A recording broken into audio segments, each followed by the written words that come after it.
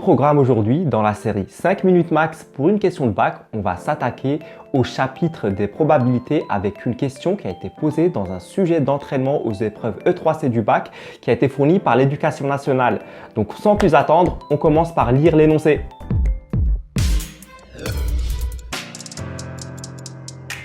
Donc, on te dit, dans une école d'ingénieurs, certains étudiants s'occupent de la gestion des associations, comme par exemple le bureau des sports, le BDS. Sur les 5 années d'études, le cycle licence dure les 3 premières années et les 2 dernières années sont celles du cycle de spécialisation.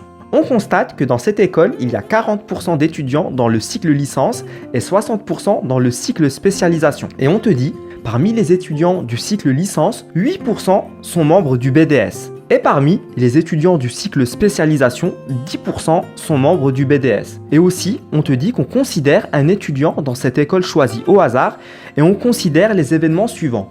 Grand L, l'étudiant est dans le cycle licence et donc L bar, c'est son événement contraire. Et grand B, l'étudiant est membre du BDS et B bar, c'est son événement contraire. Donc la probabilité d'un événement A est notée P de A. Et on te dit recopier et compléter l'arbre pondéré modélisant la situation. Donc pour compléter un arbre de probabilité, il faut bien entendu comprendre à quoi correspond chaque branche de l'arbre. Une fois que ça c'est clair pour toi, tu verras que la majorité des informations dont tu as besoin pour compléter l'arbre sont soit directement dans l'énoncé, soit facilement déductibles à partir des données de l'énoncé. Et c'est ce qu'on va voir dans cette question.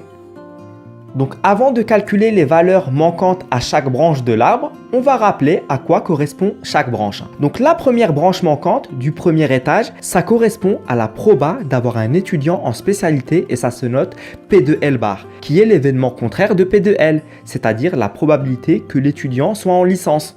Maintenant, pour la branche manquante tout en haut du deuxième étage de l'arbre, elle correspond à la probabilité que l'étudiant soit inscrit au BDS, sachant qu'il est en licence, et ça se note P de B, sachant L.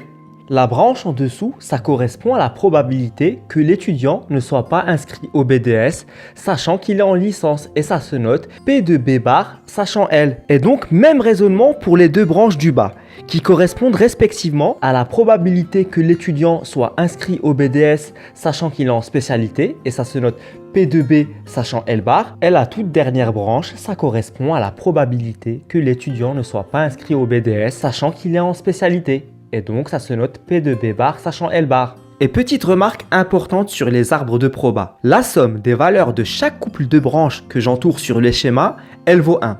Donc pour le couple 1 qui est P de L plus P de L bar, c'est égal à 1. Pour le couple 2 qui est P de B sachant L plus P de B bar sachant L, c'était aussi égal à 1. Et pour le couple numéro 3 qui correspond à P de B sachant L bar plus P de B bar sachant L bar, c'est aussi égal à 1.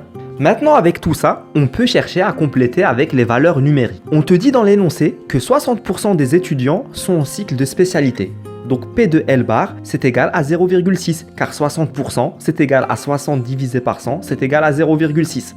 Pour P de B sachant L, qui correspond à la probabilité d'être au BDS, sachant que l'étudiant est en licence, c'est facile, car dans l'énoncé, on te dit que 8% des étudiants du cycle de licence sont inscrits au BDS. Donc 8%, c'est égal à 8 divisé par 100, c'est égal à 0,08. Donc P de B sachant L, c'est égal à 0,08.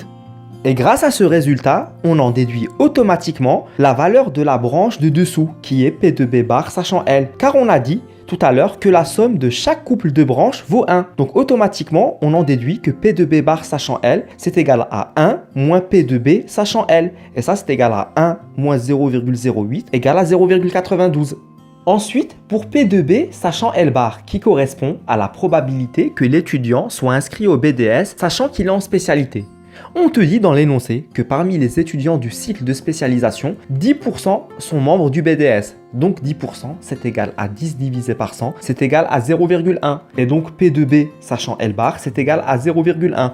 Et pareil, grâce à ce résultat, on peut déduire automatiquement que P de B bar sachant L bar, c'est égal à 1 moins 0,1, c'est égal à 0,9, puisque chaque couple de branches vaut 1. Voilà, c'est fini pour cette question.